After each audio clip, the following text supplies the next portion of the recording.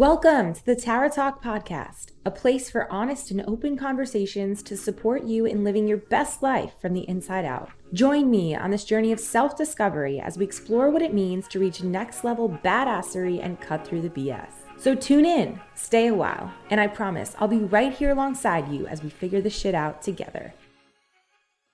Awesome. Taylor is the one doing crazy movements you see on TikTok and Instagram. She will do something that you'll have to watch at least 10 times to figure out how your body can even move that way. She's mobility, strengths, calisthenics athlete, and most recently, an IFBB Fitness Pro. Taylor's the most agile human I've ever seen, and I know you've seen her around social media. You may know her as Little T Fitness. Taylor, welcome to the show. Thank you so much. I'm so excited to be on your podcast. Yes, thank you so much for being here. I know I missed several points, so tell the audience who Taylor is outside of Lil T Fitness. Oh my gosh. I mean, you pretty much hit them all, but I guess I'll do my own little intro type thing. But Yeah. I'm Taylor, aka Little T Fitness. And Little T Fitness was a business started in 2017 where I was like a personal trainer, did like the commercial gym, worked multiple hours. And then I eventually went out on my own. And during that time, I was just posting for fun on Instagram. And my videos were like no sound, no nothing. And I was like, who knows if anyone's going to see these? And then fast forward till 2020 when everything kind of blew up for me and Little T Fitness came. It's like second part of my business, which is the social media side where I'm on Instagram, TikTok, YouTube, like you said. And I've been just posting, having fun, doing challenges, and just really doing it for myself and for everyone who enjoys that type of movement. And then I suddenly got into calisthenics and bodybuilding along the way, just because people had seen my content and was like, hey, like you should try these disciplines. So that's how I got into those two things, competed in calisthenics, just locally in like Canada. And then bodybuilding, I got my IFBB Pro card in 2019. And then I did my pro debut 2023, which has also led me to go to my Olympia debut, also 2023. So that is pretty much me in a nutshell, just doing all the fitness things and just having fun along the way and just kind of documenting it through and sharing my journey on social. Yeah, that was a very quick version it was an abridged version of like how far you are and what you are today, which is this incredible athlete and well-rounded in so many aspects. So what is one thing you want people to know about you that maybe they don't already know already? I think a lot of people are under the misconception that I don't strength train. I think that's one of the biggest things. A lot of people just Okay. see what I post on Instagram and they're like, oh my gosh, her workouts just must be like muscle ups and plyo push-ups and backflips. Like there's no way she does a bicep curl. And I'm like, no, like literally my training is pretty like strength based. So 5 days a week, I'm doing like legs, back and shoulders, chest and arms, another leg day, and another back and shoulder day. So it's going to be those typical like lat pull downs, high row, like all that stuff that you would see as like a strength trainer or like a bodybuilding style. And then I only train 2 times a week, that like flippy style where I'm doing like all my tricks and all my conditioning and everything like that. So I think a lot of people just assume that like I don't bench press, that I don't squat or anything like that until I actually post it. And they're like, oh, I didn't know you could do that. And I'm Yeah. like, oh, guys, I do that too. How does that make you feel that someone would assume that about you? It always confuses me a little bit. It confuses me a lot because I'm just like, how do you think I have the foundation to do what I do without having that like typical strength training? You know what I mean? Because a lot of Yeah. things that I do, I'm moving very dynamically. So yes, of course, I need the agility and the balance and stability, but I also need like those small stabilizers, the bigger muscle groups to like help build that strong foundation so I don't hurt myself in those positions. So let's take it back before 2017. Mhm. Were you a gymnast? Like, how did you really Yes. like get into all of this? Oh, yes. Okay. So I guess I skipped that in my intro, right? So Yeah. I was a gymnast growing up. I did that from the age of like 4 to I want to say like 10. And so I was in a high Okay. performance program. So growing up, I went to gymnastics from like 7 to 10:30. Then I went to school from 10:30 to 3. And then I did gymnastics from 3:30 to 7 p.m. So that was my life from grade 3 to grade Wow. 8. Yeah. Okay. And Wow. so So that's, twice a day for like 3 hours a day, you were doing gymnastics. yeah. I was training upwards of like 25, 30 hours a week when I was from, I don't know, grade 3 to grade 8. So it was just like, that was just like the discipline I knew back then. Like I didn't have those Yeah. extracurriculars of like track and field or soccer and stuff like that. Like my gym class in elementary school was literally just going to gymnastics. And is that something that like your family or like just the community did, or how did you like get into that at that age? It was a specialized program. It was called Sports Seneca at the time, based out of Toronto. It's closed down now, but it was Okay. one for like high performance athletes, and you had to like audition for it. And their entry grade was grade 3, and they took you all the way up to like grade 12. So Okay. the reason why I stopped in grade 8, it was because they closed down in grade 8. So for me, Okay. it was just kind of like that was my elementary years, just fully spent like very specialized in one sport. Yeah. So then what'd you do after grade 8? Then I went into dance. I went into Okay. dance from grade 9 to 12, and it was competitive dance, but it was nothing like super competitive. Like you would never see me like on Broadway or anything like that. I was a Yeah. lower competitive dancer. But I Okay. feel like those two sports together is what gives me my like all togetherness in my Instagram, because I have the artistic flow from the dance, Yeah. but I have like all those elements from gymnastics. Got it. What was Yeah. the dance specifically like? Is it It like a was certain style? Yeah, so I did ballet, jazz, lyrical, contemporary, and I tried hip hop, but like as you can tell, like I don't dance on my Instagram. There's a big reason why, because I'm not very like cool moving. So like in the dance world. She says she's not cool moving. You guys, come on. We've all seen how cool you can move. Okay, so now you're in grade 12. You were Yeah. dancing. What did you do after that? Then I went to university at Laurier, which is just university here in Canada, and I did cheerleading. Okay. So that's again another part of like where the smile comes in, because you're so used to being on like cheerleading Yes. sideline, smiling Yeah. everywhere, and then also the whole like the pistol squats, like doing like a heel stretch and doing pistol squats like that. I feel like also comes from cheerleading, just because Yeah. so much of my life was just spent on like one leg as someone like held me up. So that was Yes. all girl level 6 at Laurier, which was fun. Okay. So were you the person in the air? What Yeah, are I those was a called? flyer, The flyer. flyer Yes. who just You launches. were Yeah. always flying around. Yeah, and then hopefully getting caught. I would say gymnastics out of all my sports was the one that I got injured in the most. What was the worst injury you've ever gotten? Probably my concussions. I had 2 really bad concussions back to back, and like as you know, that's like not ideal in any Yeah. way. So Yeah. I was out for like 2.5 months of like just like no blue light, like no phones, no watching TV, just like in the dark. And I was like going through university at the time too, so I got super behind, and I had to do a bunch of like work during the summer to Okay. make up for it. And then I also did a hamstring strain, fractured my tibia, and bursitis in my knee from hyperextension when someone got in the way of tumbling. When you know, like the crossfire tumbling, it was Yeah. like I was going and she was going, then she kept going when she wasn't supposed to go. And then I was like, Yeah. and I tried to stop myself, and then I hyperextended my knee. Oh my gosh. Ow. Yeah. Those sound very painful. So those were all in cheerleading. Oh yeah, literally all my injuries so far in my life have been from cheerleading. Okay. So So then we said goodbye to that sport. yes, you said peace out cheerleading Yeah. in college. And then is that when you were like, I want to get into bodybuilding, personal training? Yeah, because so I went to school for kinesiology. So when graduating, I was Okay. like, let me just take a little bit of a gap year and do training, and then I'll go to school for becoming a chiropractor, because that was my original dream, was to become a Okay. chiropractor. Yeah. And so I was like, let's just do a gap year, kind of just stop learning for a quick second where like I'm not like in a textbook. And I was like, let me do personal training. Started that, and then realized I really liked it, mostly because I felt like I was really helping just regular people do things like play with their kids, or like not get winded going up the stairs. Like things like that felt way more rewarding for me. And I was like, I think I really want to do this as a career.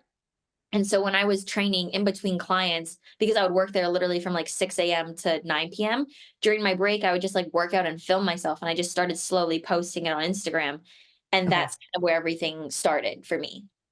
Okay, cool. So when did you stop doing like the in-person training and really like focus on your business and this next level that you are today? It's crazy because I actually still do in person. So I Oh, guess you do? that's another thing I guess people don't know about me is like, No, I don't think yeah. I do it, but I still like this morning, right before I was on this podcast, I had 3 clients who are virtual now. One Okay. in BC, one in the UK, and then one out of Philadelphia. So Awesome. Just I over still do Zoom? the in-person stuff. Yeah, just through Zoom. And then I also have my living room gym that I turned into a gym during the Okay. pandemic, where I was able to like train people twice a week now. I go home, visit my parents, train 2 or 3 people, then head back to Okay. like where I live. Yeah, that is definitely an assumption that I was like, there's no way she's still doing like in-person Yeah, stuff at I this love point. doing it, to be honest. I Yeah. feel like Yeah. the training piece is like, for me and my original clients that I've had since like 2017, Yeah. because they knew me before social media, Yeah. they're like the kind of people who help keep me grounded in a way where it's like, they Yeah. just like, oh, like, what are you up to now? Like, what are you doing? Like, and I'll tell them everything that's happening in social media, but they really have no idea what it really means. I'm just like, oh, I'm going to go shoot for a brand. And they're like, Yeah. okay, cool. So it's to have that, like, that side of my life that has nothing to do with social media. Like, they're just people who know me before Yeah. everything happened. And I just feel like I've been able to see them grow from 2017 to now, of people who like never went to the gym to now they're like going like 3, 5 times a week. They know I'm busy traveling sometimes. So to see them Yeah. actually go to the gym without me too over the years has been a Yeah. super big win to see. Yeah. That's why I still like doing the in-person stuff.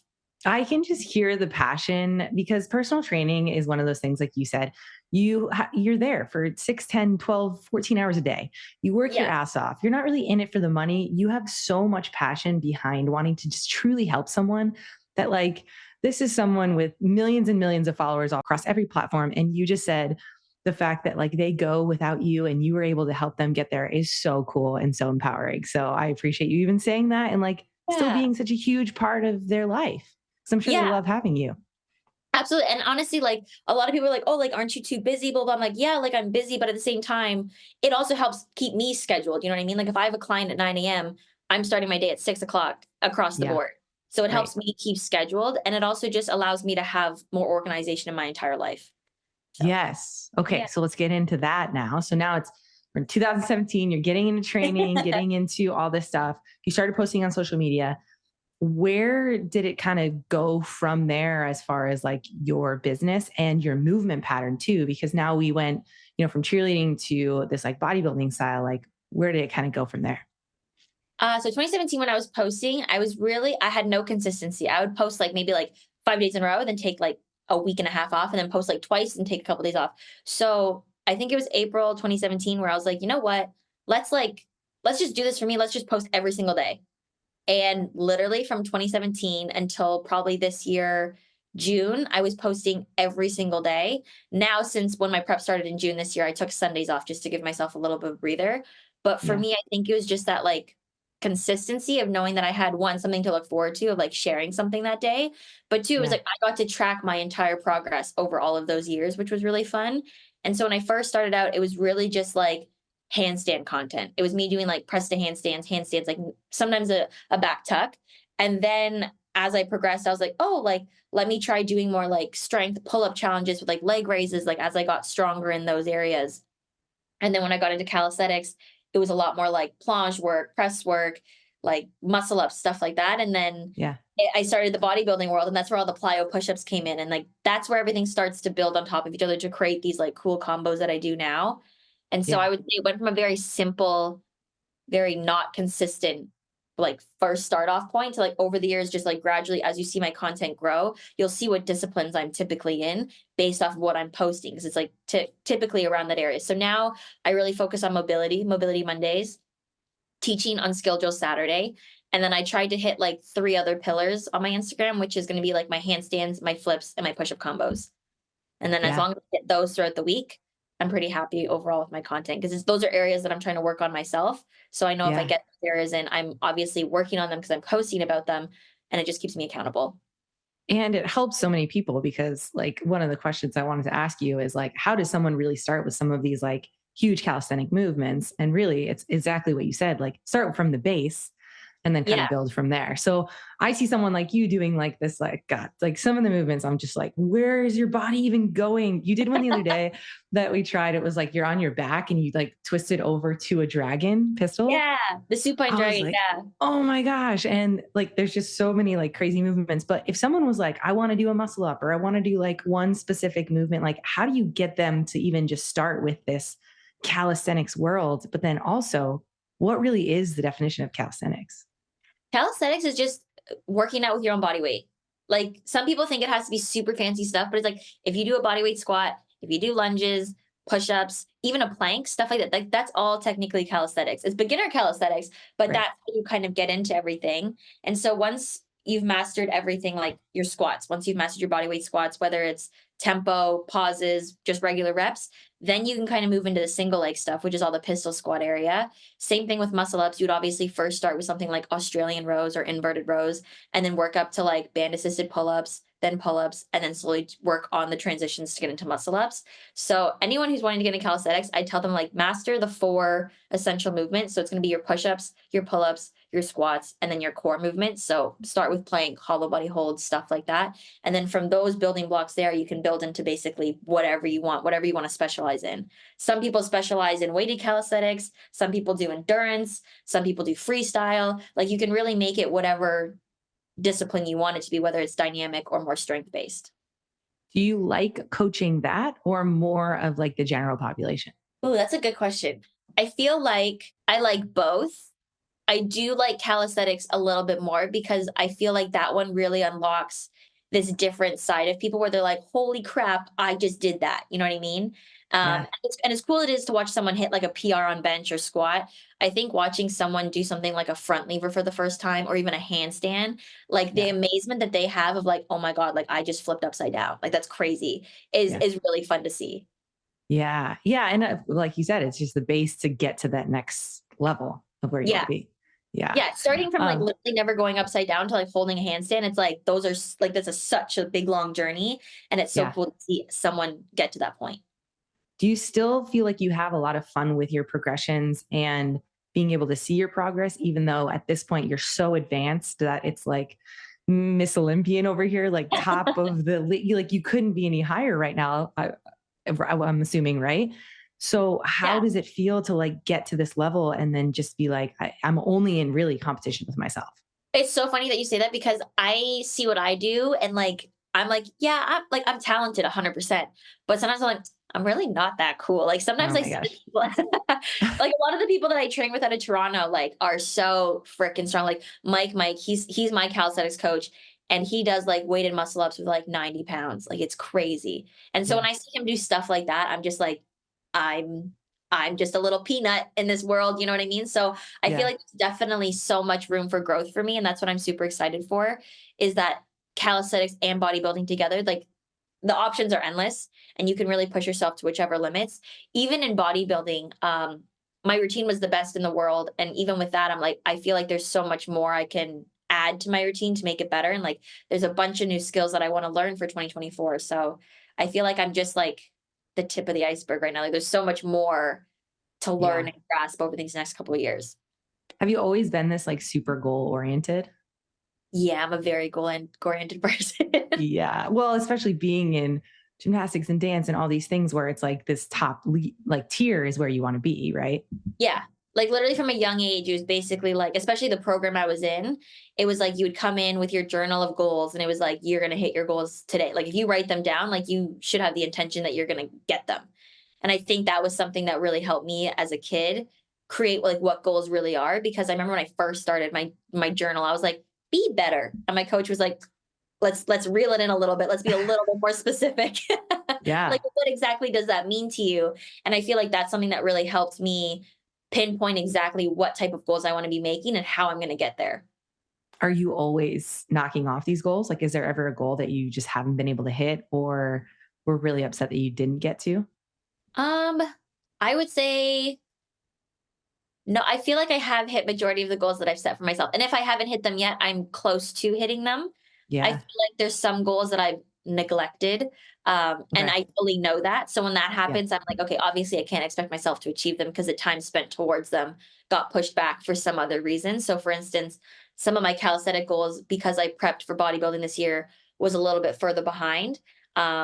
But knowing that I have like a nice big off season, that's when I'm going to try to push to make up for like not hitting those goals in 2023. But overall, I would say I'm able to, I think my work ethic is very strong.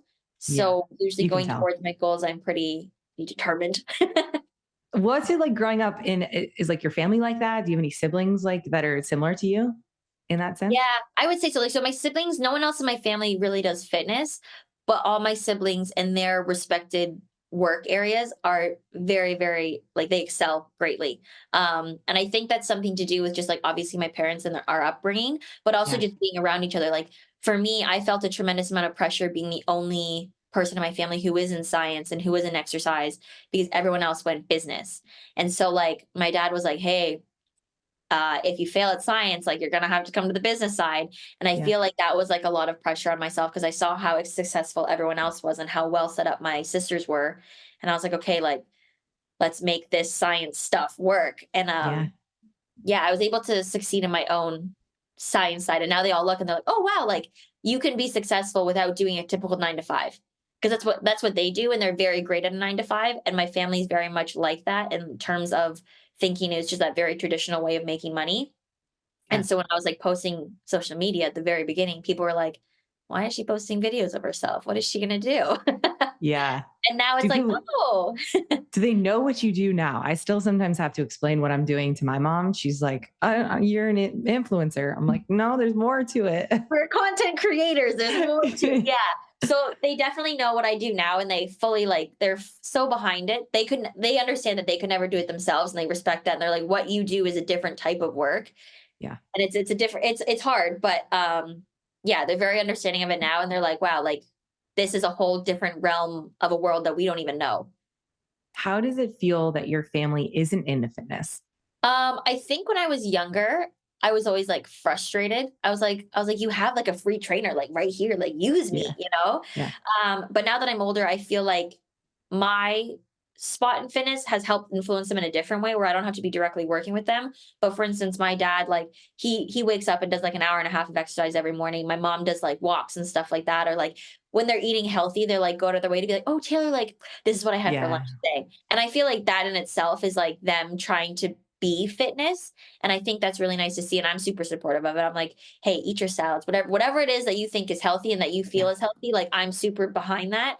And you don't have to do like the counting macros or like the strict dieting, like what I do. It's a very extreme. And so they're older. I just want them to enjoy their lives and just, have fun with it. And same thing with my sisters. They're busy with kids and work and all that stuff. I'm like, hey, if you guys just like my sister does Pilates, one of my other sisters tries to go to the gym like twice a week. I'm like, that's cool. That's good. Yeah. So And the fact that they're sharing it with you means that they're always thinking about you. And it means that you yeah. still have that influence on them as well, which is really Yeah, cool. exactly. And I think that's the best part about it. Cause I'm sure too, with like your family, I'm sure they're just like, they see what you do and they're like, oh, that's so cool. And like, they go off and do their fitness thing and they think about you and it's like it's cool. Yeah. So speaking of the counting calories and macros and like being super strict, Yeah. how has that been? Like, have you had any body image issues? Like, what has it been like being in this like spotlight of you and your body and just like putting yourself out there? Yeah. So back in 2019 when I competed, a big reason why I took a break from 2019 to 2023 is because after 2019, I didn't reverse diet. I just said, give me all of the food. And so I rebounded and I blew up pretty big. I think I competed at like 94 pounds and I jumped to 115 within like a week. Like it was ridiculous. Yeah. And at that point, I had such a bad relationship with food in terms of like, I didn't feel like I deserved to eat. I didn't feel like what I was eating was like good enough. And at the end of the day, I would just binge because I was like, oh my God, I'm starving. I would just eat everything. Yeah. And I would hate the way I looked, hate the way I felt. And it took me a long time to like build up my confidence to be able to eat food without feeling like an emotional response with it, which is huge. And I feel like it's not really talked about in the bodybuilding world because a lot of amateurs go through that, but they just think like, oh, like I must not be a good competitor if I feel this way. And it's like, no, like everybody feels that way. Like it's really Yeah. hard not to feel that way after seeing yourself so shredded and so awesome. And you're like, wow. And then you blow up a little bit. And that's fine because now 2023, I'm up 10 pounds from my competition weight. I was 103, now I'm 113. And my relationship with food and my relationship with myself is completely different. Like I still follow, like I did a reverse diet, but I'm still able to have my treats here and there. Like I just went to LA, ate whatever I wanted, tried to stay mindful. But even coming back, I was heavier and I was like, that's okay. I can still move the way I want to move. My clothes still fit. I feel good, like waking up, walking around, like nothing feels inflamed. And those are the main points that I want to make sure I'm hitting with myself. And I just know that like in order to make progress, like your body has to change. And Yeah. like sometimes it'll get a little heavier, sometimes it'll be a little bit leaner, but through the entire process, as long as like you like the way you feel and look, that's the most important thing. And even though you have comments online from like the little trolls who are like, oh, she's so blah, blah, blah, it's just kind of like, well, they obviously don't like themselves enough to be commenting on my body. So Yeah. Yes. just it's hard, but ignore the outside stuff and just really focus on how I'm feeling. And that's been my main focus coming out of this prep is like, do I feel good? Am I walking around feeling good? How is my, like, if I look at food, do I instantly feel like I have to measure it? Or is it just like, oh, okay, like it's okay if I don't have a scale today type thing? Yeah. So it's been 4 years since you've actually competed. What do you feel like after that, 2019 competition? How did you get out of that cycle of feeling this way about your body? Did you have a coach or was it just like this thing that you had kind of had to work on yourself? I didn't have a coach. It was definitely just like slow progression on myself, I think. It was more so just like I had realized I'd gotten to a point where I didn't like feeling the way I felt. And so I just completely took a break altogether from measuring things on a scale. Because Mhm. at one point I was like measuring, but then I would binge and then I would feel bad. So then I was just like, okay, let's just Yeah. take the scale completely. Let's just make healthy decisions, feel my body the way I felt like it needed. And I feel like I did that for a long period of time. And then I was also just like getting ready to like work out again. Cause I feel like after your first prep, for me especially, I was like, I hate being in the gym. Like I was like, I literally was in the gym for so much and I competed and now it's over and now I never want to step foot in a gym again. So for Yeah. me, it was like also rebuilding that relationship with the gym. And I think that's where like Instagram really helped me a lot because even if I didn't say like work out really hard, I would go in and like try to make a video. And sometimes the videos would take me like an hour. Right. So it was still me finding a way to do fitness, but in a way that was like fun. And so that was a big part of it. And then also Yeah. just like the people I surrounded myself with as well were just really Yeah. positive people and had like great relationships with food themselves. So watching them and how they ate and how they looked at food was also really helpful and helped me be like, oh, okay, like they're eating a cookie and not like feeling guilty or like they're eating a cookie and they're only eating one. Like they're not eating 12, you know? Yeah. It So seems that like you was, have such a great community and such a great support system too. Did you find yeah. that all within the gym or kind of all over the place? I would say all over the place because I have a really great community based in Toronto, and then I have a really great community based in LA, which is why I travel there so much. Yeah. But I would say a big part of it is that the people that I hang out with are all like calisthenic people. Yeah. I think the calisthenic community, out of all the communities I've been a part of, is definitely the most like positive people that you'll ever meet. Like if you go to a meetup, it doesn't matter if you're someone who's like never done calisthenics, if you're like the best in the world. If you get up on the bar and do a pull up, you're going to get the exact same amount of support and applause as someone who goes up and does a crazy freestyle. Like people are just excited to see you like do anything there. And they're super Yeah. willing to help you learn as well, which is why I think like throughout my years of fitness, I think I've still had that passion of like learning and teaching because I'm around people who also love to learn and teach. Yeah, I love that. And I can see it. I can envision it like in Venice Beach, somebody doing some Yeah. crazy movement like you, and then the next person doing a pull up and like the same applause Yeah, goes up, everyone's like, you know? "Let's go, like, you killed that," Yeah. like, high fives all around as soon as you get off the bar, like, it's one of those Yeah. things that, like, if you haven't been to a calisthenic meetup, like, definitely push yourself outside your comfort zone because without my community like that, I don't think I'd be where I am today in my career at Oh, I all. love that. I Yeah. love that so much. And you guys can be helpful and supportive of each other. Yeah, Like they're all exactly. trying to make you succeed. And that's Yeah. so great. Even my friends who don't have social media, like, I'm telling them my goals for my 2024 routine, they're like, "Yo, let's get it, let's do it." And, like, they Yeah. they don't care, they're like they're not people like, sometimes, in the fitness influencer world, people are like tit for tat. They're like, "Oh, I'll teach you, but you gotta do this for me." Like, Yeah. my friends are just like, "Yo, we'll just do it. We'll just train and we'll just have fun." And so, Yeah. it's really cool to have that kind of environment instead of the whole, like, more competitive side of social media sometimes. So, speaking of social media, obviously you have a huge presence. I originally found you on Instagram, and then now every time I'm on TikTok, I see some of your viral videos. I'm like, there she is Oh! again, just crushing it over there. And you said you're also on YouTube Shorts. Do you also have long form YouTube videos too? I do, yeah. I feel like a lot of mine recently have been Olympia based, just like the journey to get Yeah. there, the recap of the stuff. And then other things on YouTube is I do more of like vlog style and I do like tutorial stuff, like so longer based. So I have like a pistol squat series and a handstand series. So Yeah. I keep it fitness, but I try to add a little bit more personality with like some lifestyle stuff mixed in there. Yeah. What is the best and worst part about social media? I feel like the best part is just the opportunities and the people that you can meet because Yeah. I feel like some of the people that I've met through social media are like now some of my best friends and people that I consider like family. I would say the worst part about social media is that for some reason, people think that if you're big on social media that you should be on some different type of like pedestal. You know what I mean? Mhm. So it's like and this is not necessarily directly towards me, but I do see other creators who, especially lifestyle people, they'll blow up out of nowhere. And like they're just lifestyle, like they're just sharing their life. And then they'll share a specific view that they have, or they'll apply a certain way to someone, and someone's like, oh, and they just like want to cancel them. So I feel like that is something that's terrible about social media, is that people forget that a lot of the time we're just people just like Yeah. sharing stuff. And you don't need to come after us. You don't need to like criticize us. Like if you don't like what we're saying, scroll. Like keep going. Yeah. Like, you know what I mean? And I feel like the cancel culture too is not the best, because it doesn't allow people to come back and like learn and to address the problem, because it's whoever's louder on social media Right. cancel Yeah. the other person. You know what I mean? And Yeah. it's whoever's louder, their story is going to be heard first. And you don't get to see the other side. You don't get to hear the other person. And I feel like that's the dangerous part about social media, is that it's very, very quick. Like it's quick. It's good because it's quick, because you can blow up like that, but you can also be canceled like that. So I think Yeah. that's like the hard part about it sometimes. Have you had any tough moments over the past year or so that have been through social?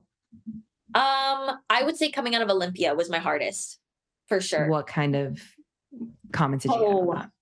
Well, I'm a natural athlete, so obviously I don't look like, if you stand me next to everyone else, I don't look the same. I've also only been bodybuilding for 8 months versus years and years of bodybuilding. So Right. I looked on stage not as developed, not as solid as some of the other girls. And so a lot of comments when I placed second were like, oh, 10th place should just be taken out of the competition, or like get 10th place off the stage, or like, sorry, get number 10, because that was my number that I was wearing. Get her off the stage. Or like people were like, I thought this was bodybuilding. She's only successful because of her following. Like if she didn't have a following, she'd be bottom, like last place type things. And I feel like that was super hard to handle, because I'm used to a very positive community. I'm very fortunate that people on my Instagram are like super nice. Yeah. And so the bodybuilding community, I was like, oh my gosh, I was like, you guys are kind of mean. Yeah. And it was a difference in that sometimes when you get haters on Instagram, you'll never meet them in real life. You know what I mean? Like they're just like some person way off. But in the bodybuilding world, some of the people saying hateful things, it's like, I just saw you yesterday. Like, you know what I mean? And so I feel like that's kind of where it got a little bit more personal for me, because I was like, oh, like I'm actually having to see these people again, or in a crowd, or in an event. And it's like, I know that you said something bad about me, so I don't really want to see you again. So I feel like that was something I kind of had to like mentally get over. I think being in social media, having tougher skin, that I'm in a better place than I would be if I wasn't on social media. But I do think it's something that, you know, you kind of have to learn how to just not care about that stuff a little bit. Do you ever think about just like not being on social? Like, does it ever get to a point where you get some of these comments and you're like, I just can't do this anymore. I need a break, or I'm like, need to get away from it? No, I don't think it's ever gotten that bad for me. Very like, fortunately, I do have days sometimes where I'm like, I don't want to record today. Yeah. I do have those days sometimes where I'm just kind of like, I don't want to flip today. But overall, like I would say I'm pretty positive towards social media. Like I do love creating content. And I think the haters sometimes, like as bad as it is, I'll egg them on sometimes. I'll just like comment back. And like there was this one person recently, had all the time in the world, and was commenting for like 24 hours. I was like, I went to bed reading your comments, and I'm waking up reading your comments. I'm like, you need a break. So did you just go back and forth with that person though? I went back and forth maybe like 2 or 3 times, and then they went back and forth with like the rest of my following for the next like 136 comments. I was like, some people have a lot of time. I was like, engagement. Yeah, I was going to say engagement, but also like, it's so cool because that one person that can be super negative, but then you have all these people that are like so behind you and think that you're like just incredible, that like they will be supportive and positive no matter what. Exactly. Which is super cool to have that, to be like, there's people who've never even met me who are wanting to stick up for me, which is really nice. I will definitely stick up for you, Taylor. So, with social media too, like, do you ever get noticed out? Like, how does that feel? Yeah, a couple, like I would say more in like obviously fitness settings. I get noticed sometimes walking around the mall, or like sometimes the airport, people will recognize me and stuff like that. And it's honestly the coolest thing in the world. And I always feel bad sometimes because some people like feel like super nervous because they're like, oh, I didn't know if I was allowed to approach you. And I'm like, you're always allowed to approach me. Like at the end of the day, like I said, we're just people. I was like, if you want to say hi, like I'm always super welcoming, and I love having a chance to chat with people and like get to know their story, because obviously they know mine, and it's really cool to just be able to be like, how did you find my account? Like, what kind of fitness do you do? Like, where are you in your fitness journey? So I love having like actual conversations with people. And a couple people like my local gym who like recognize me, like, oh, I've been following you. I'm like, okay, great. Like, let's do a workout together. Like, if we're in the same area Yeah. and stuff like that, like, I love being able to do that kind of stuff. Cause again, it's just building the community. And Right. realistically, I think some creators forget this, that it's like without these people who have supported you for so long, you wouldn't be where you are. You know what I mean? Totally. But to give 100%. back in any way I can, like I'm always happy to do that. I mean, you just seem so grounded and so like human and so positive and just so uplifting. So like what ticks you off, Taylor? Like I gotta know, like What what gets under my gears? what makes you Oh, mad? I'm like, I can't even imagine you like mad right now. I'm like, she's been smiling. You guys, she's been smiling this entire time. She's got a burst of energy. She can do all the coolest things, has millions of followers, little haters here and there. But like, what is something that just like you can't stand? ooh, in the social media world, I don't know if you can relate to this. I'm sure you can, but I hate when people like will copy your challenge, like your challenge, no tag. I hate that. I hate it I so think I've seen you post about that actually. You're like, literally.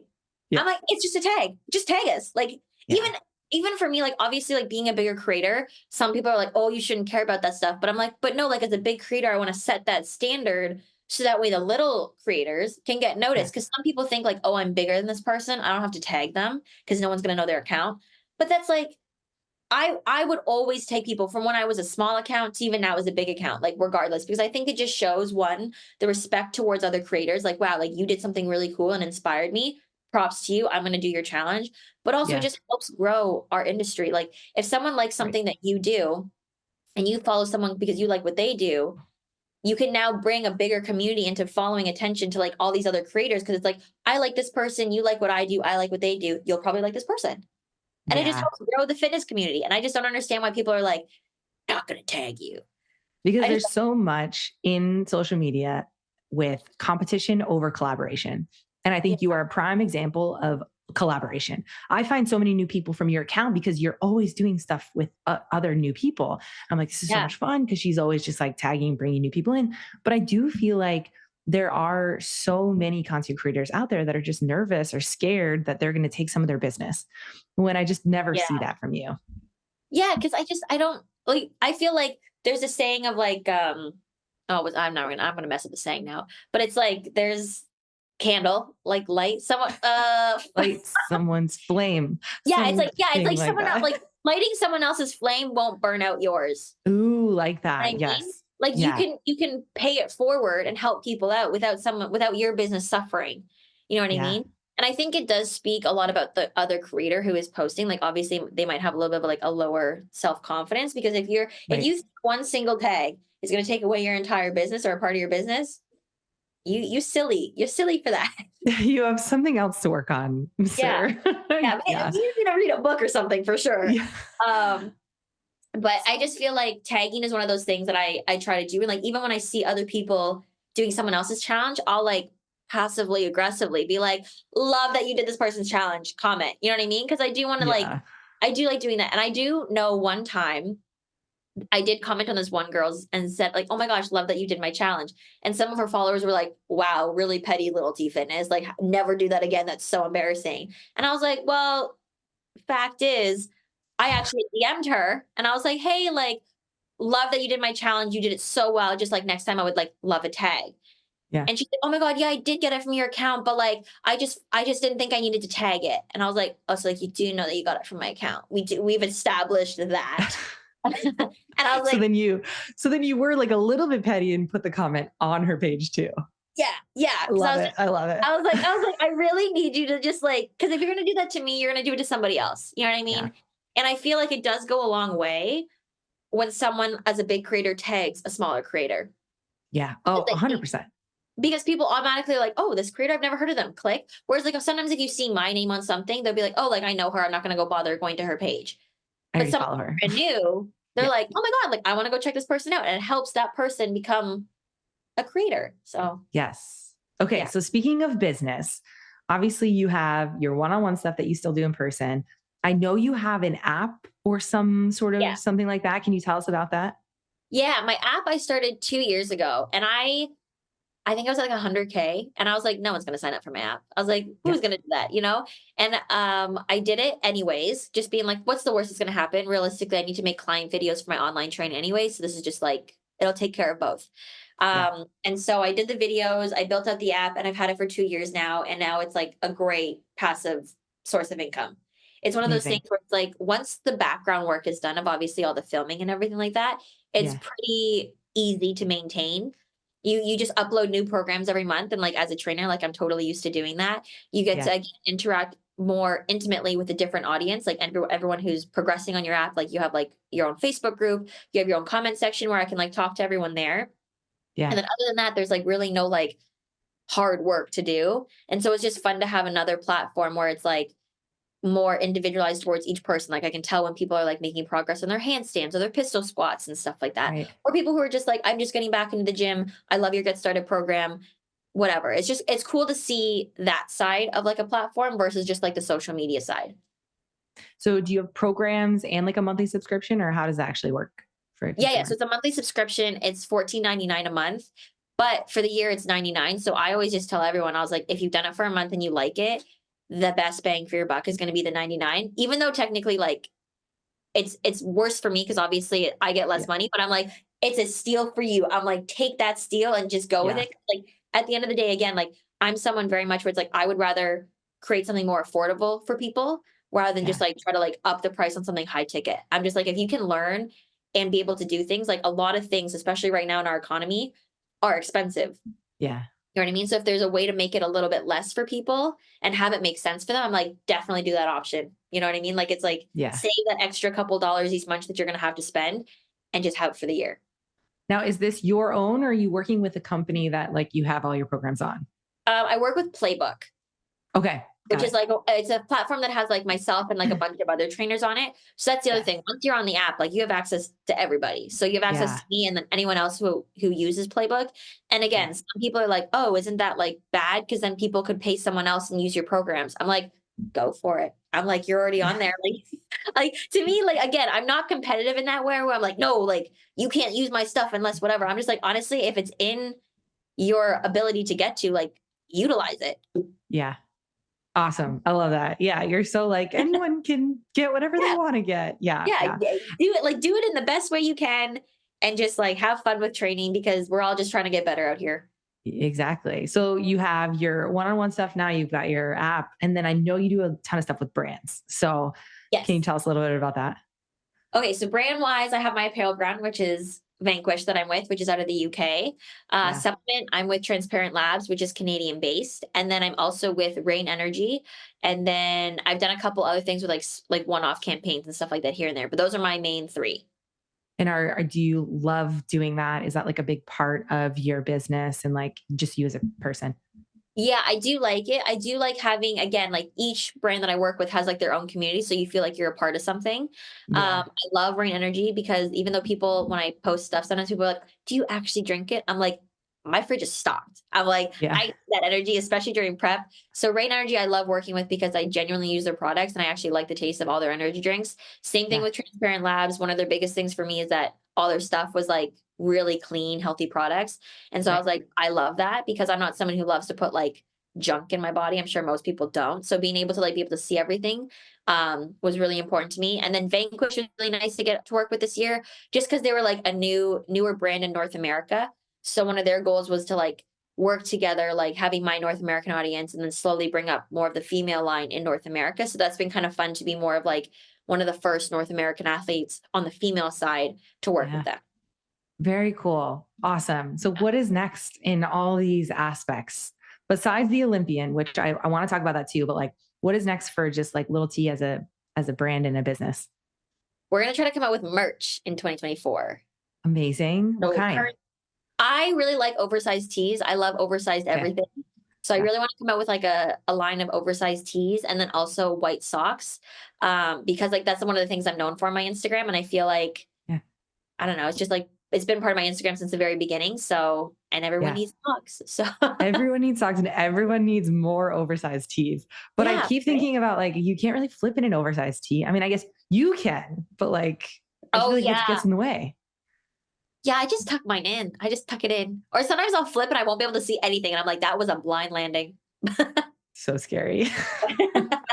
Okay, cool. So merch, what else are you working on? um, Merch, and then workshops. I'm going to do a ton of workshops in 2024. So I'm mapping Awesome. out the cities that I want to go to. For sure, LA, New York, Chicago, Toronto, Amazing. Montreal. And then I have a couple people who want me to come to like Washington and over in Europe. So like London, a couple people in the UK wanted me to come. And what was the other one? Close to London, not France. I'm forgetting. Something over there. It's something over there in Europe, and I was like, Yeah. "I'll go there." So Yeah. just planning like more of Very like a North cool. American workshop tour and then like a UK workshop tour. Is this a workshop for a specific thing, like a handstand or a pistol squat, or just like calisthenics Yeah, as a whole? handstands most likely, and then Handstands. I'll Love probably it. do like a beginner class, and then I'll do an advanced class. Awesome. I love that. That's going to be so fun. Okay. So now tell us about your Olympian, this whole debut that you just made. Is that going to be something that you're going to really focus on in 2024 then? Yeah, absolutely. So I'm calling it my prove it season, which is my improvement season, because like I said, there were some people who were like, "You don't deserve to be there," and I was like, bet we're gonna work really hard Yeah. and make it so that way you guys believe that I'm supposed to be there, and also just like make myself feel like I should be there too. Yeah. um my pro debut, I went into that, I would say going into that prep was long. It was from April till October, and I feel like towards the last 2 months I was like, I'm over it. I don't want to do this. I don't know why I've done this, because I was underneath the impression that, and that's the biggest thing with my division, is that you see all these girls who are like more developed, and you're like, I'm really talented in the acro area, but I don't look like those girls. So you in your head, you're like, I'm working so hard and I'm probably going to come dead last. Right. And so coming into this, it is weighted 2/3 the routine, 1/3 physique. No, Oh, I I didn't didn't know that. know Yeah. that the 2/3 really is weighted 2/3. Like sometimes, like, it's like that's what it is, but there's other things that come into the mix. But going into Legion, which is my pro debut, my routine came first across the board, and I was, I think, 6 out of 10. And then I came first. I tied for first with someone else. And when that happened, I was like, oh, I was like, there is a potential to be good in this sport without having to be as developed as the other girls. Like if I can really hone in on my routine and just like make improvements on my physique, but not go like crazy, crazy, there is a future in this. And I do enjoy competing. I love being on stage. And so I was Yeah. like, okay, like this is more exciting now. So I think my last 2 weeks of Legion versus my last 2 weeks of Olympia prep, I was a completely different person. Legion, I was miserable, hated everything. Olympia, I Yeah. was like, we're just gonna have fun. This is cool. Like, and I was very much more like lighthearted about it because I felt like there was less pressure. I think for my pro debut, because everyone was sending me comments of like, oh my God, you're gonna win, you're gonna do amazing, all this stuff. I was like, guys, I'm probably not gonna win. And so I felt that immense pressure as well. Because I obviously didn't want to let anyone down. And I think one of the biggest things that I kind of touched on my YouTubes and some of my stories was like, the reason why I worked so hard and stayed like 100% of my program is because I knew so many people believed in me. And I wanted to Yeah. make sure like that belief was like justified. Like I wanted to make sure I was doing everything I could to prove to myself and then also like make the other people proud, like I was worth believing in type thing. Yeah. So that was my mentality going into both my preps. And then the Olympia side was just like, I was happy to be there. I was like, I told people, I was like, you got a free tracksuit that says Olympia on it. I was like, that's a win. Fun. I'm like, Yeah. I'm happy with that. I love that. So any results on top of that was really, really just like a cherry on top.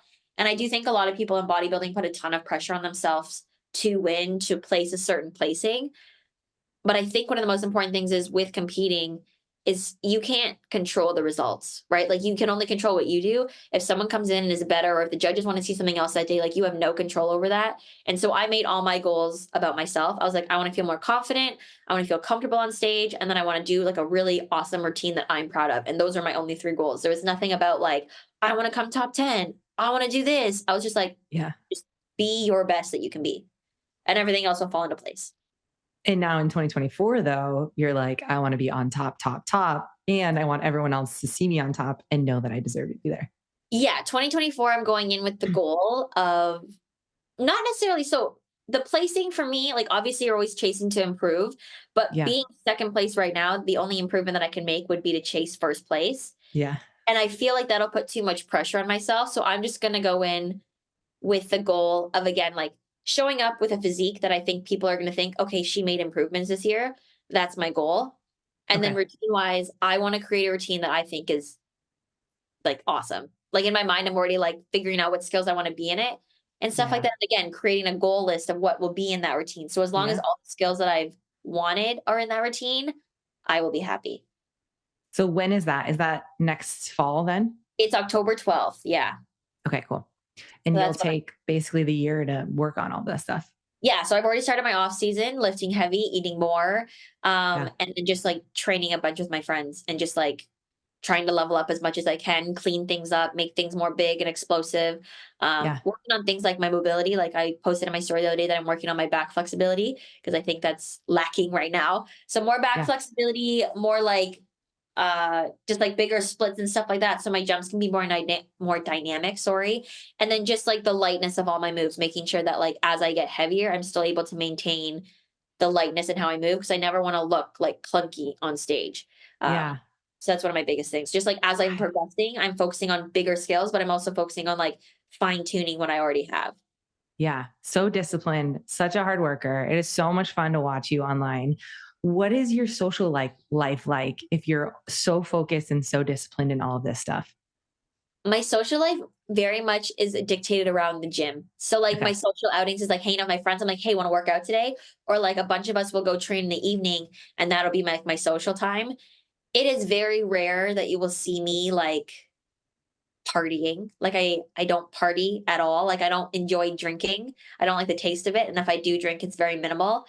And I'm Yeah. not someone who like just likes to go do dangerous things. You know what I mean? So like I consider skiing and snowboarding as fun as it is, also very dangerous to me. And I don't want to risk injury. One Okay. for Yeah. myself because I just hate that. But two, like for my career and then bodybuilding is just not worth Right. it.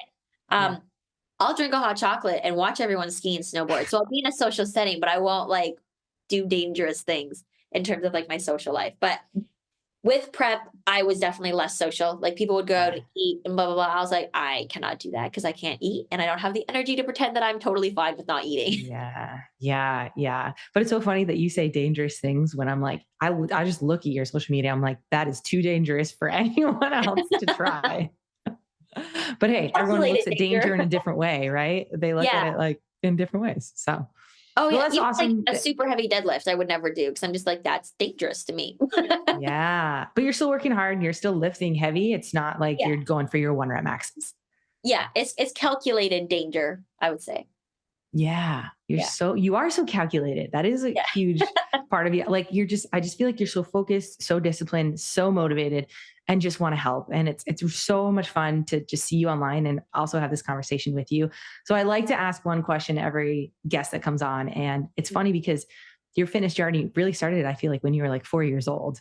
But Yeah. let's say maybe when you had some recognition of what your fitness journey was, what is one thing you wish you knew before you started? One thing not everyone's looking at you. That's one thing. Because I feel like getting into the gym, you're so shy and you're like Yeah. nervous to try new things. Like if you see like an exercise online that you want to try, but you're like, oh my gosh, I'm gonna look stupid. Like no one in the gym is looking at you. Like I can guarantee you, like I go to the gym every single day. It is very rare that I'm like looking at someone being like, they're doing that wrong. Like it doesn't cross my mind. It doesn't cross the majority Yeah. of people's mind. So if you go into the gym and you're a new person, just have fun with it. And if you look weird, if you feel weird, most likely no one's even looking at you. And you can Yeah. go back home and like correct it or like film yourself and correct it or just like try it again a different day. Yeah. But don't be scared to go in the gym thinking that people's going to look at you and judge you and stuff like that. I think one of the coolest spaces to be in is the gym because everyone who's going in that door is going in to improve themselves that day. Of course. You know what I mean? Like that's the main Yeah. goal of everyone working out is like they're like, I want to be better today than I was yesterday. I want to be the best version of myself. And so no one's going to be in there being like, I'm going to tear someone else down for doing that. It's a very positive Yes. space. And I think a lot of people think it's intimidating, but it's not. Just like Yeah. no one's actually looking at you. Everyone's there is like secretly rooting you on, Yeah. And honestly, like I say this all the time, but we are our own main characters. And so Yeah. sometimes we overthink things forever because I'm like, what did I say to Taylor that maybe she's thinking about? She's not thinking about it. She doesn't care. She's not in your world. Like you are your own main character of your Yeah. story. I love that. It's so true. Because everyone's Yeah. like, oh, they must be thinking about this. It's like, They're not. No, they're definitely not. Yeah. There's too many nights I've spent like overthinking some things that I've said to someone and I'm like, they're not thinking about this. Like, it's fine. Yeah.